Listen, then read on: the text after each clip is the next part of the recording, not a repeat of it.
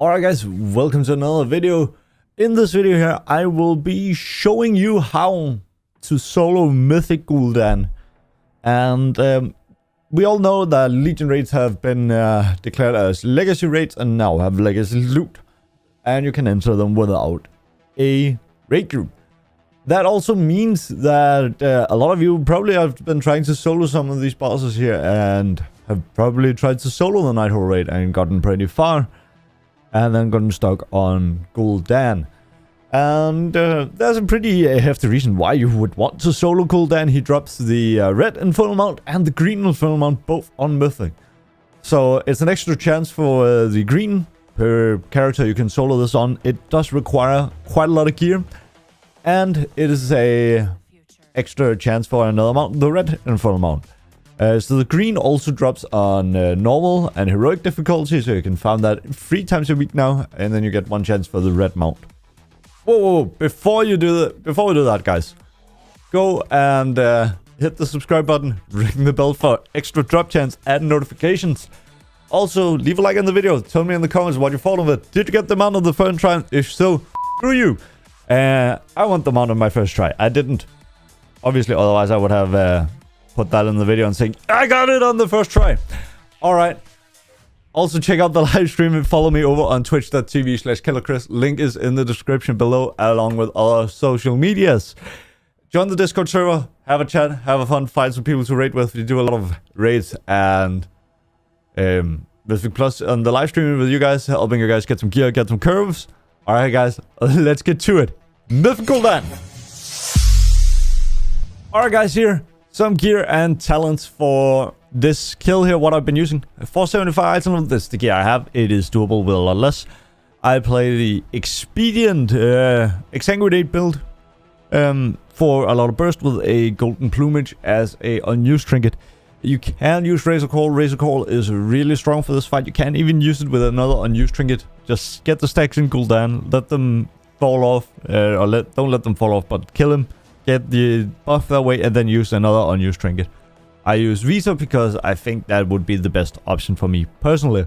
If your talents allow it, for example, it's like AoE CC for the ads might be really good for you for the second round if you don't have a debuff, or if you have the option to like quickly AoE CC them and just blow them up, potentially with the blood of the enemy, which I will be using. Another good thing could be a essence, what's it called? Condensed Life Force. Condensed Life Force is the thing that is also really good for this. And then you just want to take whatever is the most burst damage for you. For talents, I take Leeching Poisons. Again, talents, you want to build it around the immuning the parasite debuff or CCing all of the parasites at once and killing them. Because the debuff just hurts too much. They spawn. And then they get into, then even more of them spawn, then they get to you, and then even more of them spawn. I think it's a exponential increment of ×3 every time. So, first it's 3, then it's 9, then it's, you see the point. A lot of them will spawn if you don't immune it. And you can also CC and kill them. That is an option. So that is what you want to build your talents around. Burst damage and the parasite mechanic. And surviving, really. So if you have immunities and stuff like that, go. I think Bobs might be really good as well to like just take the damage for paladins, just to like stop all the physical damage. I don't think it will help against the parasites, but it might be worth something looking into. Stuff that gives your abilities extra charges, definitely worth, because you're not going to be in the fight very long. Alright, that is going to conclude building your character and talents and stuff for this particular guide. Now we'll take a look at the fight itself. Alright guys, so you're going to go in, you're going to pull the boss. You want to be within melee range, because if you're not within melee range, you'll simply just be knocked off the platform.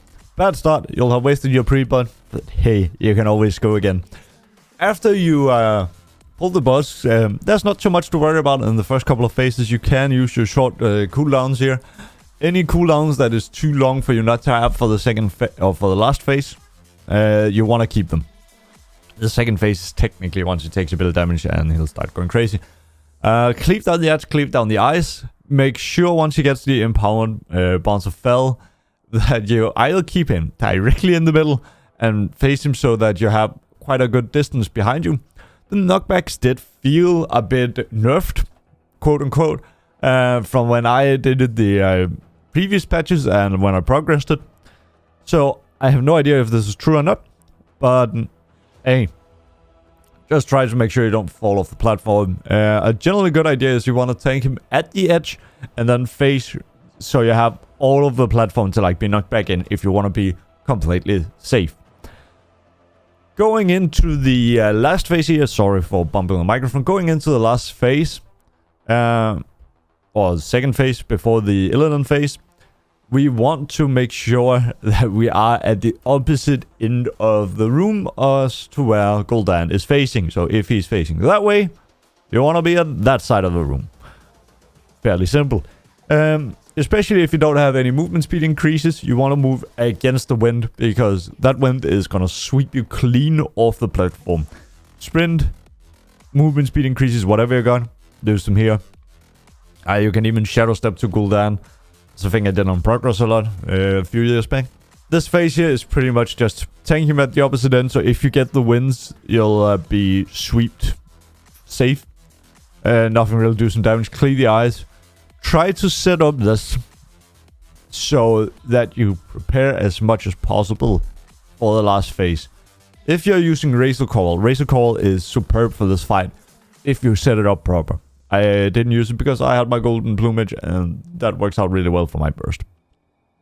So what you do with Razor Call is that you set it up so you keep stacking it on Gul'dan. Once he hits like 10%, he triggers the next phase. And little Sagaris illidan is going to start spawning. So what you want to do then is you want to make sure that you keep the stacks up on Gul'dan, but don't kill him until illidan has done his little jump.